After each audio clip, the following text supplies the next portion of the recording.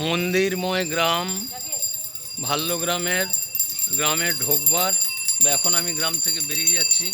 বেরিয়ে যাওয়ার পথে ওইদিকে একটি কালী মন্দির, একটি অন্নপূর্ণা মন্দির। এখানে আমি আমার ক্যামেরা বন্দি করলাম। এখানকার মানুষের অভিযোগ, রাস্তাঘাট নিয়ে কিছু করুন, রাস্তাঘাটের বেহাল অবস্থার জন্যে আপনি কিছু লেখালেখি করুন, এইটা মানুষের আবেদন। আপনাদের কোন পাড়া বাড়ি? এইখানেই বাড়ি। আচ্ছা, আপনারা আবাস যোজনার ঘর পেয়েছেন? ওই মোদিজি যে চাল দিচ্ছে সেই চালটা পান? চালটা পান। উজালা যোজনার গ্যাস পেয়েছেন? জনধন যোজনা অ্যাকাউন্ট খুলেছেন?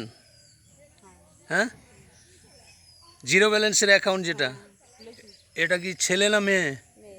মেয়ে, তবে তো বেশি করে নিতে হবে। এই মেয়ের জন্যে প্রধানমন্ত্রী একটা যোজনা করেছে, জানেন সেটা? বেটি বাঁচাও বেটি পড়াও, নাম শোনেননি? বেটি বাঁচাও বেটি পড়াও, এই যোজনায় এই কন্যা সন্তানের, এর বয়স কত হলো? 1 বছর 2 মাস। এর বার্থ সার্টিফিকেট, এর বাবার আধার কার্ড, ভোটার কার্ড, 1000 টাকা নিয়ে আপনাদের স্থানীয় পোস্ট অফিসে গিয়ে এর নামটা নথিভুক্ত করবেন। এটা করলে কি হবে, আজকে এ শিশু আছে, এর যখন বিয়ের বয়স হয়ে যাবে তখন এককালীন 55,000 টাকা পাওয়া যাবে। আপনাকে জমা কত দিতে হবে? 14 বছরে 14,000 টাকা, মানে 1,000 টাকা করে বছরে জমা দিতে হবে। তাহলে 14,000 টাকা জমা দিয়ে এর যখন বিয়ের টাইম হবে তখন 55,000 টাকা পাওয়া যাবে। আপনার যদি সামর্থ্য থাকে আরও বেশি দিলে, যত বেশি টাকা দেবেন তত বেশি ইন্টারেস্ট। ঠিক আছে? কি নাম তোমার?